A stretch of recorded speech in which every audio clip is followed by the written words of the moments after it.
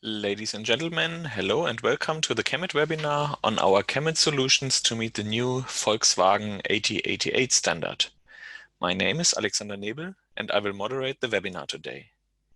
We are very pleased that you find the time to join our webinar. Presenter today is Axel Schmidt, our European Senior Field Application Engineer for automotive customers. Hello Axel, thank you for presenting today. Please tell the audience shortly about your role inside KEMET, and then you can start the webinar. Yes, welcome everybody. My name is Axel Schmidt. I'm a Senior Field Application Engineer at KEMET Electronic. And in this role, I'm in charge of German OEM car makers. That means Daimler, BMW, Audi, Volkswagen. I have direct contact to, and I'm working with them in terms of approval of the parts and working with them guidelines that you as our customers and their supplier will use the parts. And there's always this term Volkswagen 8008 going around, and we thought that it's probably a good idea to bring this a little bit more public and bring a little bit more light into this specification, because it's not for everybody available. And then terms flying around, and then we want to highlight a little bit what's behind that. So we haven't checked if the slide is moving forward. Okay. Oh yeah. So so the agenda is we look a little bit into the landscape of all the standards and normative. From the technical point of view, is not that interesting, but it's something you need, the paperwork, the documentation you have to fulfill when you deal with this big enterprise. And then we talk about two aspects, mainly on lifetime liability is, of course, in automotive a big topic. And then there's what we call fail-safe strategy. And I will get a few slides later in detail. What does it mean and why it's so important for Volkswagen and all the other guys? In general, when we, so as I said, I'm in charge of all the other OEMs. So you see, there is a working group between all these big suppliers. So that Daimler participating, Audi, Volkswagen, Porsche, BMW.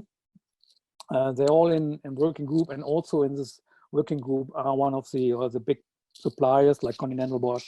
Also, these companies are in this working group, and they define standards that likely applies in different versions at the different OEMs. So when we go into BMW, we say GS is group standard. There are certain numbers around it, the number system, and then for Daimler it's MBN-XXX. MBN stands for Mercedes-Benz norm. That was coming from the very old path when the enterprise was named Mercedes-Benz with a star. And then Porsche has his own one, but in the meantime, Porsche is part of Volkswagen. So Porsche's guidelines applies automatically, or Volkswagen specification applies to Porsche. And then at the end of the day, the Volkswagen standards at 80,000 and 80,000 something, and that's what we are talking and do a little bit on what's all in the others landscape. So why we think Volkswagen is so important, why we really addict to fulfill the specification and give you some insight. So Volkswagen sold last year 2.92 million cars. And this is a very conservative estimation, 10,000 capacitors in a car. So we talk about roughly 100 billion pieces, 100 billion ceramic or polymer aluminum chips or film capacitors in cars. And actually, this is twice our annual production capacity.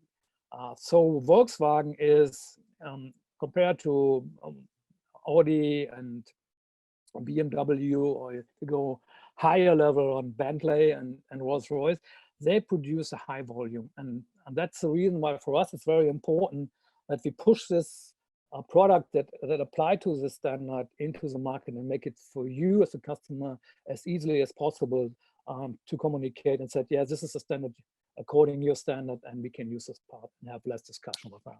And I know this discussion can be very tough from time to time when you sit in front of them. So the landscape, there's not only the Volkswagen 8808, so there's something going around. So I think the basics are the AEC-Q200. We are currently revision D. Last year in October, we had an AEC in Europe, in Munich, where we agreed that the new standard will come soon, but due to this coronavirus issue, probably will be delayed, maybe by end of the year. AEC-Q is non-profit organization. That means there's no charge, no fee to be a member of that. So everybody can read the document, everybody can download this document, and everybody is asked for working with this group and makes the whole stuff a little bit better and improve that. There's some ISO standards, 7637-2. That is mainly, I put this in alphabetical order, by the way. So that handles electrical disturbances by conducting and coupling. That means you have a 12-volt battery, and so you assume it's 12 volt, but when it's fully charged, it's 13.4 volt. And there are some cases when something in the car and operating happens, then the voltage can increase. And this spikes like you charge a car or the battery is discharged or this low dump jump start terms. That's all described in this ISO standard. And then LV. LV stands for the German Liefervereinbarung. That means it's an agreement between suppliers and customers. And this LV is a working group standard that is the upper level of all the 4-5 German car makers. So that's requirement, test condition, and test for electric, electronic, and mechatronic components and systems. So it's not only about capacitors, not only about semiconductors, it's a whole bunch of that. That means cable harness, connectors, so everything is somehow covered in the specification. And this is for passenger cars typically, though that means the weight is limited to 3.5 tons, and not for trucks. That's a different story on that. Then we have an LV808. You know, I think my colleague has already done a presentation regarding 48 volt mild hybrid. So that's a requirement from Volkswagen recording mild hybrid 48 volt systems. Then, and this spec is a little bit longer out, the TL81000. That's about electromagnetic compatibility of electronic components for motor vehicles and EMC changer. That handles all the stuff from radio emission and makes the car really safe when it comes to noises or disturbances from outside the car, so radio, broadcast radio, or some electrical field range on them. Then Volkswagen 80,000, that's the biggest one you see is the text is identical to the LV124. That's a basic document, internal, that's the Volkswagen numbering. And going down the line, we have the Volkswagen 8303. That's the electrocharistic and electrical safety of high voltage components in road vehicles. So this specification actually describes the new e-cars running on 400 and 800 volt level. And that is the most challenging, what I see in the last 10 years or 20 years that I'm working in automotive, this really handling this high voltage in cars. And then the topic I want to talk about a little bit in detail, that's the Volkswagen 8808. That's about requirement component and requirement for qualification. So that describes in certain sections. So what kind of component you can use and under which circumstances and how you guarantee that the reliability and quality is assured. And then we have this -2 version. That's a little bit shorter. And for us, really interesting from this -2 is the Appendix A, and that's where we talk in detail. So that's a qualification of MLCCs for so-called soft termination, or in the KEMET world, we call it flex or flexible termination. So how do you get the standards? This standard is available on the online portal. So you see a screenshot. That is where you can, when you go to the link, and then it's a business B2B portal. And there is an application that called Honor, that means online Norman. So that's where you can download it. So we are not allowed to hand out any digital or paper copy on that. That means if you want to get this originals that I'm talking about today, then you have to register as a partner and then download the document by your own. It's very easy, but you need to be registered as a partner for Volkswagen. And the reason why they don't want to hand out digital or paper copies is simple about they want to make sure that everybody is aware about the latest revision. So assume I give you a paper copy from 4 years ago or 5 years ago, and I'm not any longer in charge of you. And then probably I don't, track all the things. Then you could probably work on an old specification. And that's the reason why you must be a partner registered, and then you can download always the latest copy and fulfill the rules and requirements. So again, what's the new one here? So requirement and use part 1. So that's described in details what we can use, what components are allowed to use, what's the technology wise.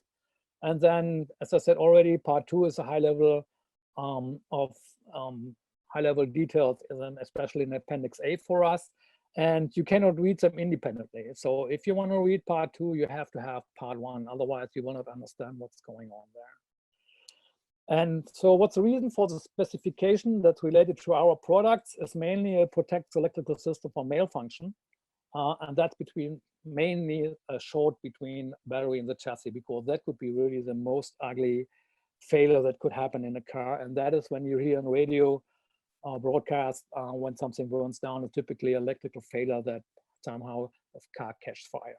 And that's the highest or the top priority that we have when we do all the design. We want to avoid this major critical failure. The number of parts that are used, also electrolytic, and there's a special that's new in this versus the old one. So the sectioning is 9.23. So if you want to refer to that to your customer, so the use of electrolytic capacitors is on water is not permitted. So that means water-based capacitors are not allowed. Luckily for KEMET, that's not a big deal because our electrolyte is ethylene glycol or it's butyl acrylamide, that's GBL.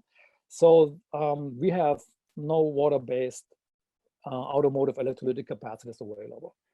So if you look on that, and so we have the LAA7 and LAA8. So the 7 is for 85 and the 8 is for 105 degrees C. That's a snap-in you can use for 400 volt systems.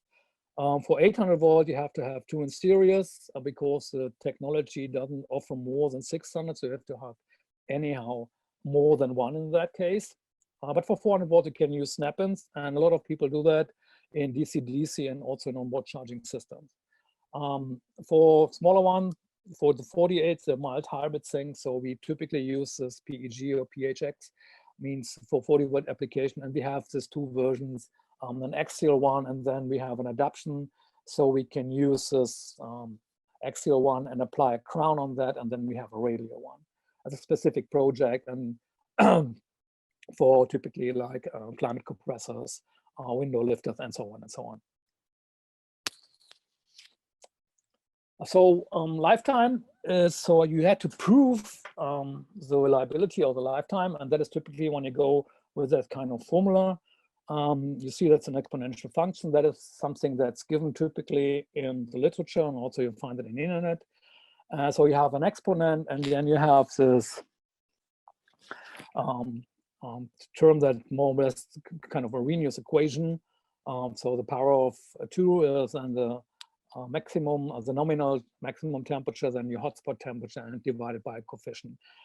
Be careful using this because there's some other formulas also out. So that is one for the aluminum electrolyte, and then the more upcoming aluminum polymer right now. And you see the coefficients and the exponential power factors changing. And that is major the reason that we recommend using our electrolytic lifetime calculator. And this also has the advantage that you can plug in your emission profile, and that is the most critical one. I mean, if you go with an 85 for the whole lifetime, or the maximum operating temperature that your application require, then you probably end up with an over-design, because this is probably only 10 or 50% of the whole lifetime. And then to draw that down and come to a cost-optimized design, so we give you the option or the opportunity to plug in a mission profile. That's not limited to the 3 you see here. That's a simple example, because otherwise it's going a little bit crowded. But you can have as much step as you want in this. And then you plug in, so mainly the temperature, the time fraction, so the number of hours, the time fraction, the ambient temperature that's going around. So they're typically 40, and then 40 to 60, 60 to 70, 70 to 80, 85, whatever the limit is. And then, of course, you have the opportunity to add some cooling options. So we have a vent inside or cooling system, so you can add that as well. And then the most important thing, you can add the ripple current spectrum, which means, so the basic fundamental frequency is probably 6 kilohertz, and then you have 5 amp. And then you have a third harmonic, it's at 18 kilohertz, it's probably 2 amp, and just an example, 48 kilohertz, that's a fifth harmonic, and then you have 1 amp. And then the system already do all this calculation, set in the correct factors, and come up with the thermal resistance, the power loss, the core temperature, and then the estimated lifetime in per 1,000 hours in that case on this. So you want to hear that when I start working with that, I was a little bit struggling, and then I want to give you, oh, that's you can see that in detail. So they have the option to do ripple current and temperature calculations, and also you can import and export spreadsheets. That means you can, if you have a certain scenario, so you can download that or from your spreadsheet into the system, or vice versa once all the calculation is done. Don't forget to check marks this. Let's try this laser pointer. Don't forget to check mark include results as export. Then you get all this results from the calculation into your Excel sheet, and then you can process from there to whatever other programs you want to use that. Something I was struggling a little bit when you start to use that. For me, it was a little bit unusual. Maybe that helps you. So first, you have to select the part number that you can do by this upper menu. In best case, you know already the part number you want to check. And then you have to click the edit and save button. So normally if you click in a field and then it goes into the enter mode or entry mode, and that's not happening here. So you really have to push or to click on the edit button first, and then you can plug in the data, and then you have to save it. And if you see a triangle in the calculate button, so you must be sure that all parameters that are mandatory filled out. And if you do calculate all the things, the time fraction check must be 100%. So you cannot do a calculation with only 80%. Either you set the time fraction here to 100%, or you have 3 fields, and you can have 3 times 33%, or depending on your mission profile, what number of hours in which temperature range is required. And again, this import and export from spreadsheet, and you see here to get a Excel field, including the part number, doing all this time fraction calculations, and then gives you at the end the lifetime in per 1,000 hours. So 70.1 means 70,100 hours lifetime for the specific scenario.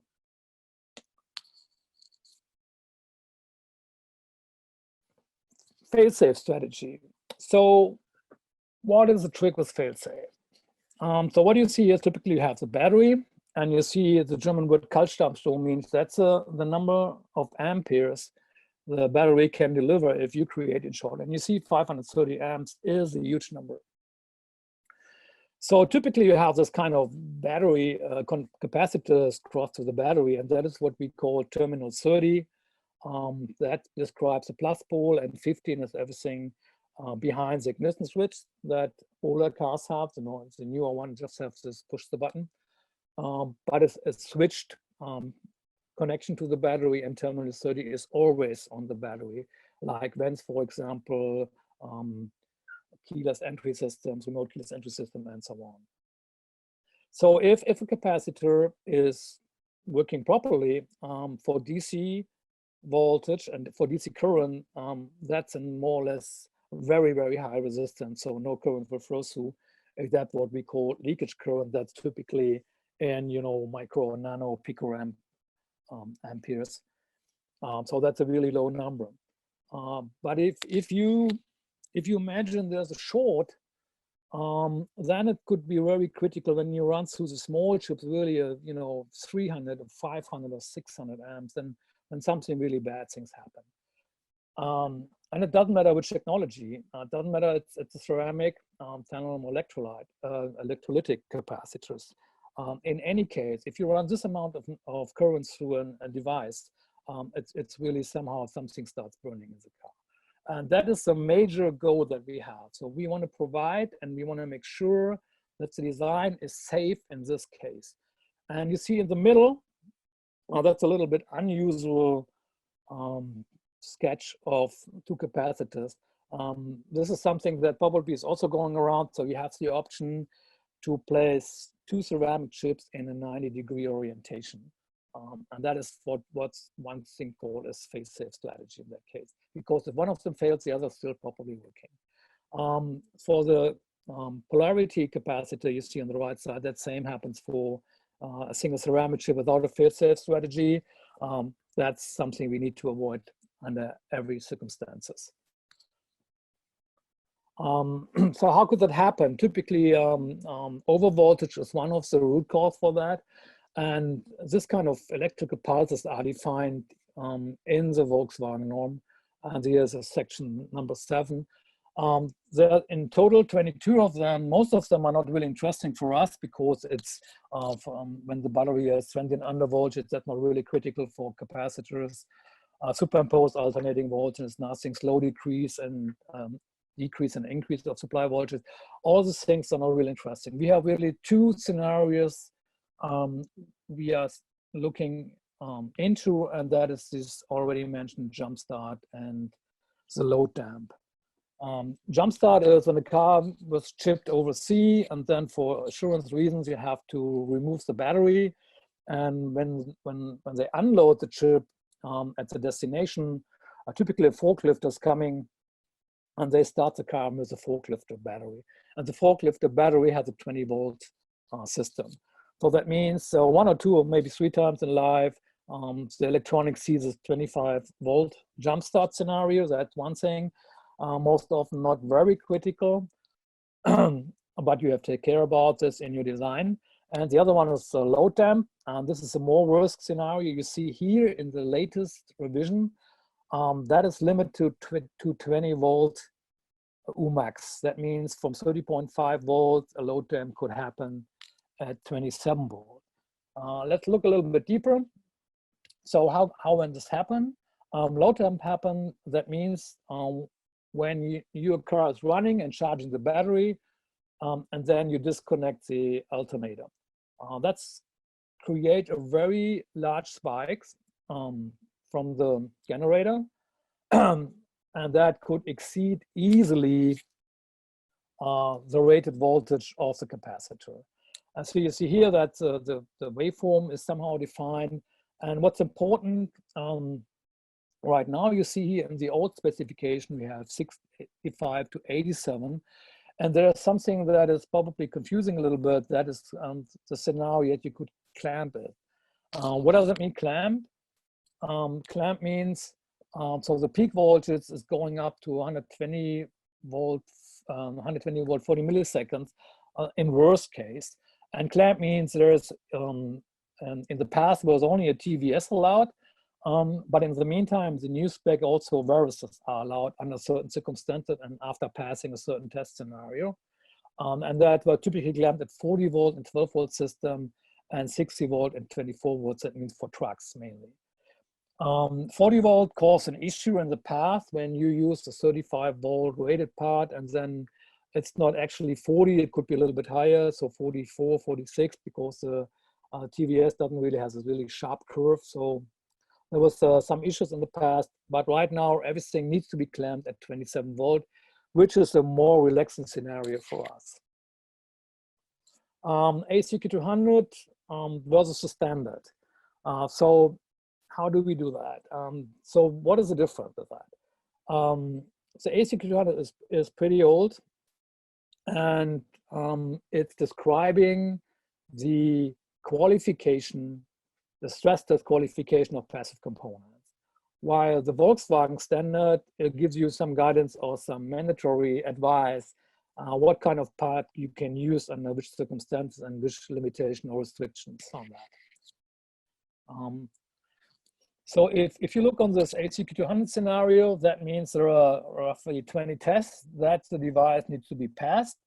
And there's a certain regulation when we need to retest the component. So if you change probably the binder, or we move the location, the manufacturing location, or we change the layer thickness or whatever, in that case, we are requested to retest or requalify the components and have that qualification data ready. So you see on the left side, so it's high temperature and temperature cycling. That's the most critical one, minus 50 to 125, 1000 cycles. Then the DPA means destructive physical analysis. That means we make cross-section pictures and see if everything is fine in the chip. And then we have this bias humidity. That's one of the toughest tests. So that's 85 for 1000 hours. So 85 degrees C, 85% relative humidity at rated voltage or 1.3 times voltage, a rated voltage applied. And some other tests we do pass.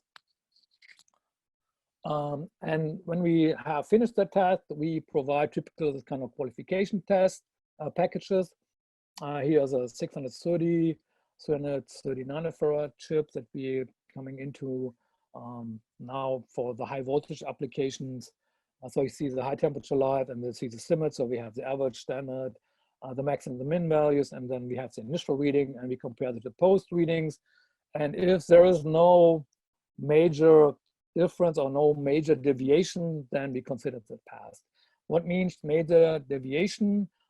Typically a cap change more than 20%, and DF is twice the original one. And for insulation resistance, it's typically below 300 megohm. That's typically the limits here.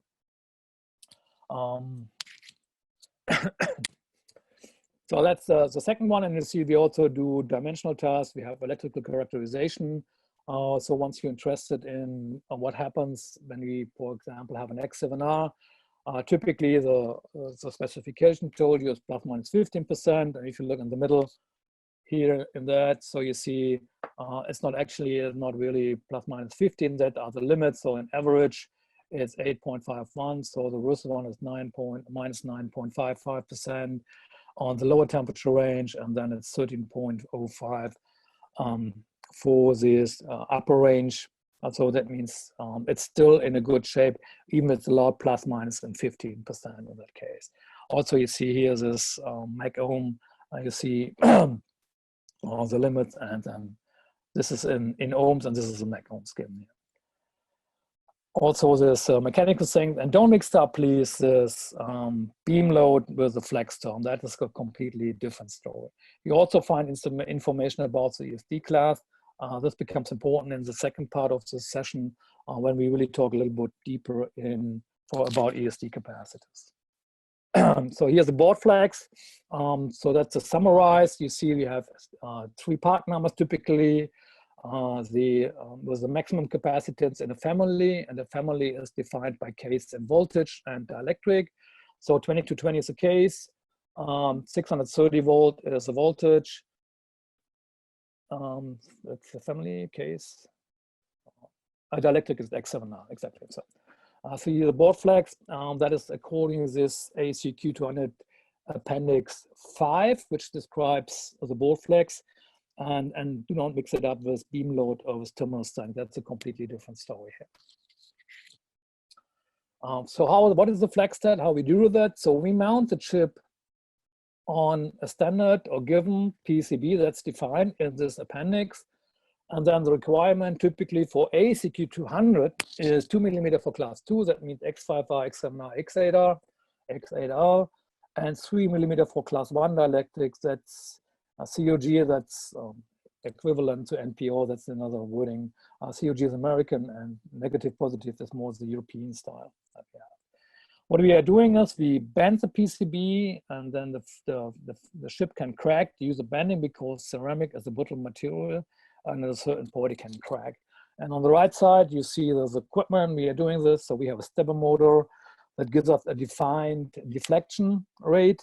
And there's a small control system that talks with the RLC bridge and the stepper motor. So we do one step, and then we record the capacitance, and then we do the next millimeters deflection, and then record exactly the next capacitance, and so on and so on. How do we conflict when you need to about microstrain is also a very common term. So what does it mean? How can we convert the deflection into the microstrain? That is the formula that's given from the standard. So we have the length of the PCB, the deflection, the thickness, missing an H here after the T, and then the result is the microstrain. And what is the function? That's a big question. So if we set in the 100 millimeter for the PCB, and 1.6 millimeter for the thickness for the PCB, and then we do it up to 10 millimeter because 10 millimeter is what our system can handle. So that's the maximum deflection we can do. That means in this graph, when we provide 10 millimeter deflection, it means it doesn't break. So it doesn't break for 10 millimeters. So this is the ACQ200. The deflection of 2 millimeter refers to 1,920 micrometer per meter. That's microstrain. And when we talk about Volkswagen 8808 and its annex, there's required this 5 millimeter flex. That is a microstrain about 4,800. So, and we have some products that outperform all those requirements, and that's typically Connect and KPS. So these two products or these form factors are nearly unbreakable. That means if we put that on this standard PCB and we try to break it, it's not possible. So we don't see failures here when we use either KPS or Connect. So that is an option anyhow. And when you have some issues, then refer customers to one of these two families. So if we talk about this 5 millimeter, so in comparison to an ACQ200, that's a sequential test. And that is a combination of electrical and mechanical temperature and humidity test. And in distinguishing between the ACQ200 and the Volkswagen standard norm, we use the same path, the same parts through all this testing. That means we start with 100 pieces here, and then we mount them on the PCB you see here on the right side. And then we do electrical measurements, so CAP, DF, and IR. Then we bend the PCB to 5 millimeter. Then we do electrical testing. Then we do the thermal cycle, minus 55, 125. Then you do temperature humidity bias for 1,000 hours. And then we do a bending test, another bending test for 5 millimeter. And then we have a short 85, THB stands for temperature humidity bias for 24 hours. And then we do again electrical measurement. So why we do this short THB, in case of a crack happens, 24 hours, make sure that the humidity penetrates the crack and then cause a short in IR. That's a major reason for this kind of test. And that's a very, very tough for the components. In the past, we had 2 times rated voltage for THB test, and there was a lot of issues. And right now, it's getting a little bit more relaxing. But this will be part of the session number 2 that follows in a couple of weeks. So again, this is a comparison. So ACQ1 is an open standard. Volkswagen 8808 is proprietary. So for the board flex test, separate thermocycling, separate temperature humidity bias test, And for Volkswagen, the difference is we have to do this in a sequence. And this is fully described in this annex that is in Volkswagen 8808-2. For ACQ, we start with 77 pieces, so we can test in parallel. So we have for every test 77 pieces. For the Volkswagen norm, we use the same parts through all this testing, and we start with 100. Why 100? Because we take 10 pieces out in the beginning for the DPA, again, the destructive physical analysis, where we do cross-sectioning the part, so we destroy them. And at the end of the day, at the end of the test, end of the day would be good. At the end of the test, we do also a DPA for the flex parts, 10 of them, and then we show cross-section pictures, and we have also provide all this data to Volkswagen in the big package. So this was mainly part one. So what about part two? So because we split it in two parts. In the second part, we will talk a little bit about film capacitors. We dropped off. We talked here about ceramic chip. We stripes that. In the second part, we will talk about MLCC portfolios that meet a 12-volt batteries application, so terminal 30, and also for low voltage 5, 3.3, and even lower. Also, we'll talk about the usage of polymer capacitors. We will talk about ESD capacitors that have certain requirement from Volkswagen. And again, we will compare different technologies between each other. And the major thing, the major story, and that will be probably very interesting for you, that is what we call design to cost. That means we will show you how you can improve and how you can save cost in your application by choosing the right components. All right, that's more or less at the end. So again, Volkswagen 8808 related to passive components and some others besides that. That's only one part of them. Actually, it's section number 9. The new specification released in March 2020 has big changes. So one of them is a liquid electrolyte must be not water-based. So you can use all KEMET capacitors because we don't offer water-based automotive electrolyte capacitors. The ACQ200 is a basic and the underlying the Volkswagen specification. So it's still good to look for ACQ200 part, but ACQ200 only probably not fulfill the requirements from Volkswagen. And again, the special requirement for soft termination, it's a test sequence and is not comparable to the ACQ200 test. In other words, at the moment, the Volkswagen 8808 that we offer in the internet is a subset of what we offer at FlexTerm Automotive. That is something you need to keep in mind. And with that, I will end my session today. I hope I give you some information and make you a little bit curious of part 2 when we go more into detail on the specification, a lot of papers to review. And believe me, when you start with that, you open the first one, and then it refers to the next specification, and the next specification open. So you easily have 10 or 15 documents open on your screen and try to compare and all the things. It's very interesting, very challenging, but also very interesting. I hope I give you a little bit insight, and hope to hear you in a couple of weeks. We announced on time when we be ready for the next session. By then, I wish you all the best. Stay healthy in these times.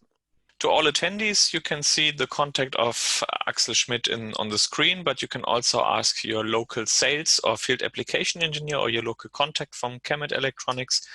I'm looking forward to part 2 in a few weeks. And Axel, thank you for presenting today, and I hope to see you soon. Yes, I'm looking forward to that. Thank you, Alex. Take care. Bye-bye. Okay, goodbye.